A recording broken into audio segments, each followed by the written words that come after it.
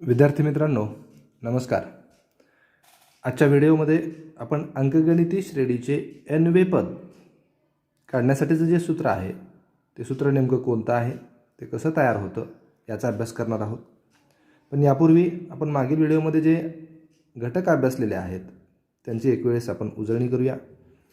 तर मागील व्हिडिओमध्ये आपण क्रमिका म्हणजे काय, अंकगणिती श्रेणी म्हणजे काय, अंकगणिती श्रेणीमधील पदं किंवा क्रमिकेतील पदं नेमकी कशी लिहितात, कशी काढतात याविषयीचा अभ्यास केलेला आहे. आणि त्यासोबतच सराव संच 3.1 मधील आपण उदाहरणंही सोडवलेली आहेत. तर पुन्हा एकदा उजळणी करूया. अंकगणिती श्रेणी म्हणजे अशी क्रमिका की ज्या क्रमिकेतील कोणत्याही दोन क्रमागत पदांमधील फरक हा स्थिर असतो, त्या क्रमिकेला अंकगणिती श्रेणी असं म्हणतात. म्हणजे जर त्या क्रमिकेतील पहिलं पद माहीत असेल, साधारण फरक माहीत असेल, साधारण फरक म्हणजे अंकगणिती श्रेणीतील कोणत्याही दोन क्रमागत पदांमधील फरक, त्याला साधारण फरक असं म्हणतात, सामान्य फरक असं म्हणतात, तो माहीत असेल तर आपण त्या अंकगणिती श्रेणीतील सर्व पदे ही काढू शकतो. म्हणजे जर पहिलं पद माहीत असेल तर त्याच्यामध्ये साधारण फरक मिळवला की आपल्याला दुसरं पद मिळेल, दुसऱ्या पदामध्ये साधारण फरक मिळवला की आपल्याला तिसरं पद मिळेल. म्हणजे अंकगणिती श्रेणीतील पदं ही अशा पद्धतीनं काढायचे आपण शिकलेलो आहोत. तर आता या व्हिडिओमध्ये आपण डायरेक्ट त्या अंकगणिती श्रेणीचं 100वे पद, 101वे पद, 200वे पद असं कुठलंही पद आपण काढू शकतो. आणि ते काढण्यासाठी हे अंकगणिती श्रेणीचं n पद ज्या सूत्राने काढतात त्या सूत्राचा आपण वापर करतो. म्हणजे जर एखाद्या अंकगणिती श्रेणीतील 100वे पद काढायचं असेल, पहिलं पद त्यातलं माहीत असेल आणि सामान्य फरक माहीत असेल तर पहिल्या पदामध्ये सामान्य फरक मिळवायचा, पुन्हा दुसरं पद काढायचं, दुसऱ्या पदामध्ये सामान्य फरक मिळवायचा, पुन्हा तिसरं पद काढायचं. अशा पद्धतीनं आपण जर 100वे पद काढत गेलो तर त्याला खूप वेळ जाईल आणि ते त्रासदायक होईल. मात्र त्याऐवजी जर आपण या सूत्राचा वापर केला तर आपल्याला सरळ सरळ ते सूत्र वापरून आपल्याला जे पाहिजे तितकं पद हे काढता येईल. तर चला तर मग पाहूया अंकगणिती श्रेणीचं n पद नेमकं कसं काढतात. आता दिलेल्या अंकगणिती श्रेणीसाठी पहा, सामान्यपणे T1,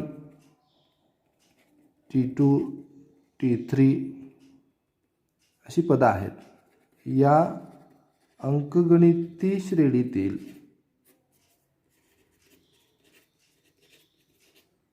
पहिले पद ए, पहिल्या पदासाठी आपण ए हे अक्षर वापरतो, व साधारण फरक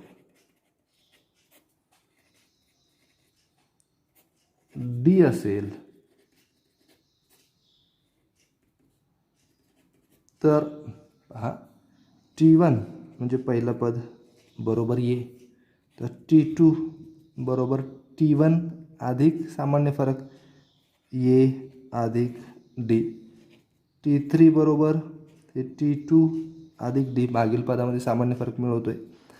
T2 काय आहे तर ए अधिक डी आहे, अधिक डी म्हणजे ए अधिक 2D. अगदी तसंच T4 बरोबर ए अधिक 3D, T5 बरोबर म्हणजे पाचवं पद ए अधिक 4D. जर आपण याचं निरीक्षण केलं, पहा हे पद कितवं आहे आणि इथे येणारा अंक कोणता आहे, तर T4 म्हणजे चौथं पद बरोबर पहिलं पद अधिक 3 गुणिले डी, म्हणजे हा जो अंक आहे हा या अंकापेक्षा 1 कमी आहे, कारण याच्यामध्ये अगोदर पहिलं पद आहे.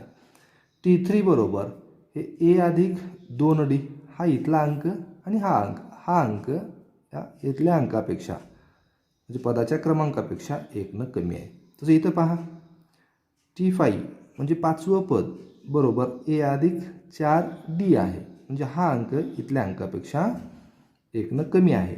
मग जर इथलं पद आपण n पद घेतलं, पहा n मग कितवं असेल ते Tn बरोबर ए अधिक, पहा इथला अंक याच्यापेक्षा 1 कमी आहे, मग इथला अंक जर n असेल म्हणजे हे पद n असेल तर Tn बरोबर ए अधिक याच्यापेक्षा 1 कमी n वजा 1 गुणिले डी हे आपल्याला सूत्र मिळतं.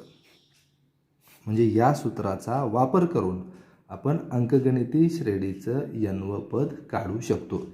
जिथं आपल्याला त्या अंकगणिती श्रेणीतील पहिलं पद माहीत असेल, साधारण फरक माहीत असेल, तर त्या अंकगणिती श्रेणीतील कितवंही पद आपण या सूत्राचा वापर करून काढू शकतो. याला अंकगणिती श्रेणीचे nवे पद काढण्याचे सूत्र असे म्हणतात. तर चला तर मग याचा उपयोग करून आपण आता उदाहरणं सोडवूया. आता आपण सराव संच 3.2 मधील उदाहरणं सोडवणार आहोत. तर सराव संचाच्या पूर्वी आपल्या पुस्तकामध्ये काही उदाहरणं सोडवून दिलेली आहेत, ती तुम्ही सोडवावीत. पहा, पहिला प्रश्न आहे, खाली दिलेल्या अंकगणिती श्रेणीवरून चौकटीत योग्य संख्या लिहा. इथे ॲक्टिव्हिटी टाईप क्वेश्चन आहेत, कृती आपल्याला पूर्ण करायच्या आहेत. दिलेली अंकगणिती श्रेणी आहे 1, 8, 15, 22. आता येथे ए बरोबर चौकट दिलेली आहे. ए म्हणजे पहिलं पद पहा किती आहे, तर 1 आहे. त्यानंतर T1 बरोबर, T1 म्हणजे पहिलं पद, तीच संख्या येईल 1. T2 बरोबर पहा कोणतं पद आहे 8. T3 बरोबर 15 आणि सो ऑन. आता T2 वजा T1 बरोबर दुसरं पद वजा पहिलं पद, यालाही चौकटी आहेत, बरोबर हे 7.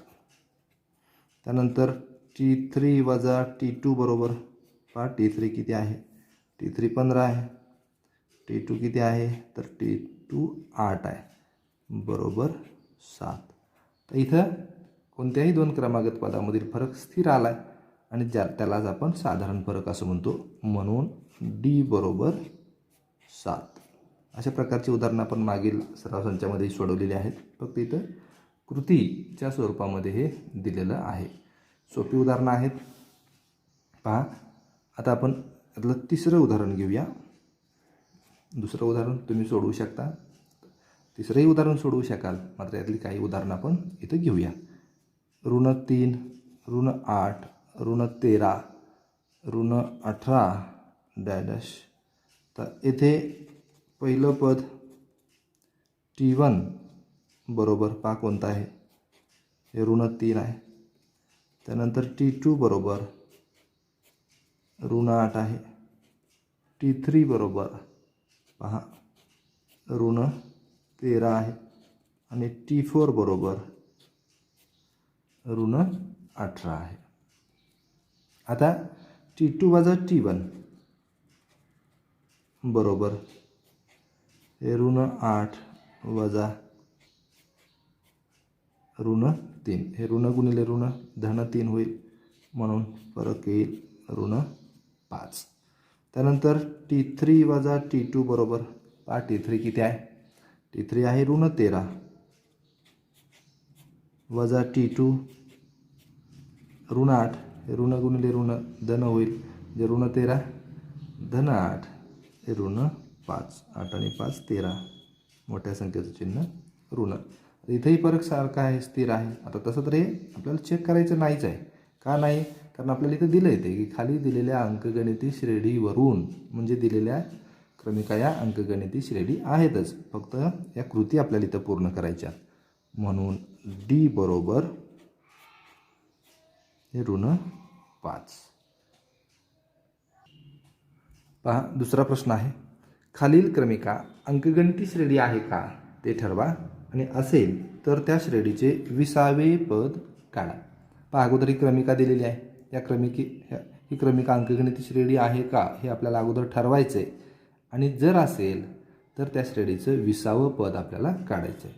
पहा, इथं जी पदं दिलेली आहेत ती पदं आपण घेऊया.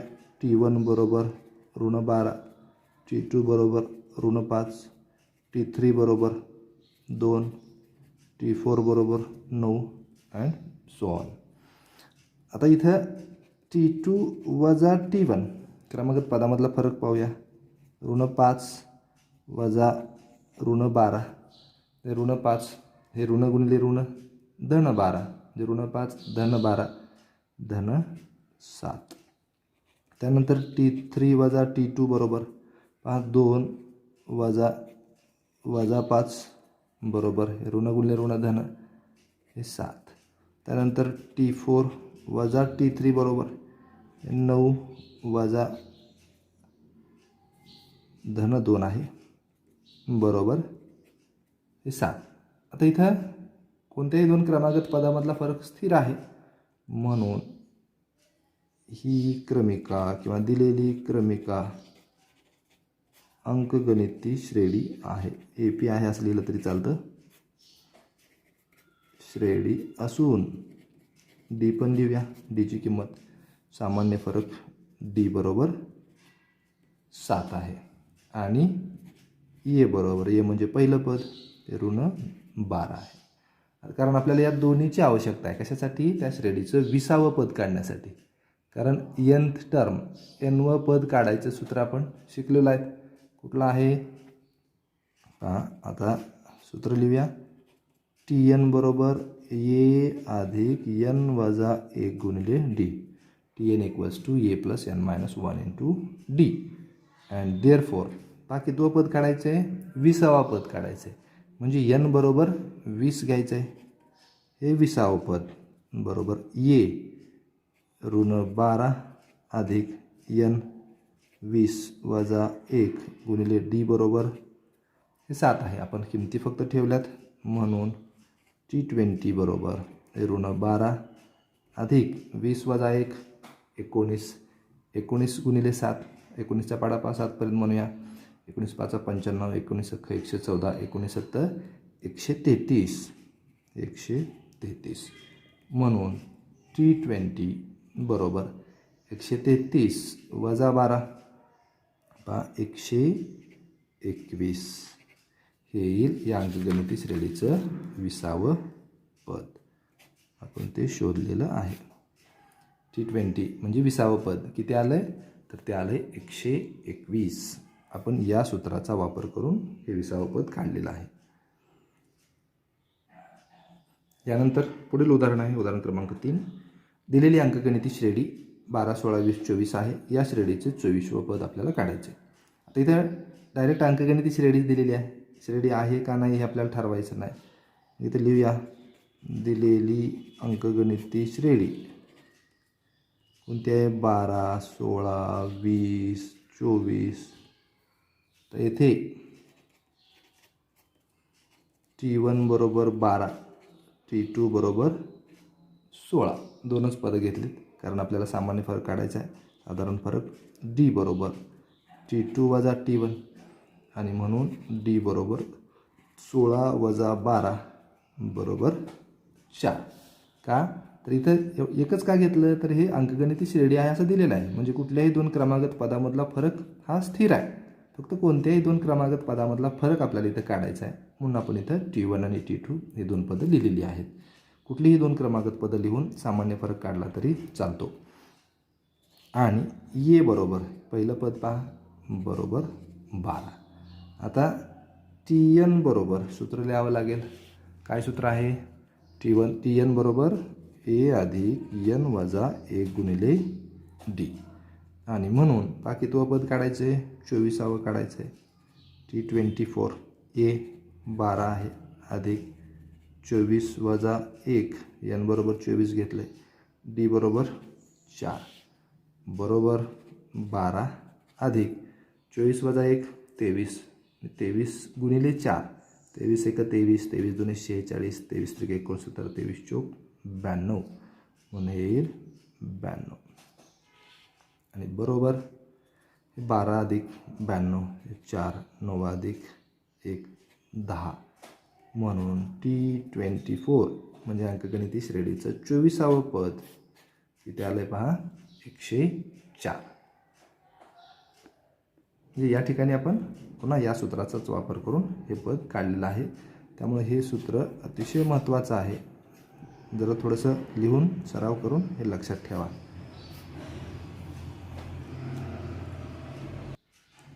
पहा पुढचा प्रश्न आहे. खालील अंकगणिती श्रेणीचे 19वे पद काढा. तर श्रेणी दिलेली आहे. लिहूया. दिलेली अंकगणिती श्रेणी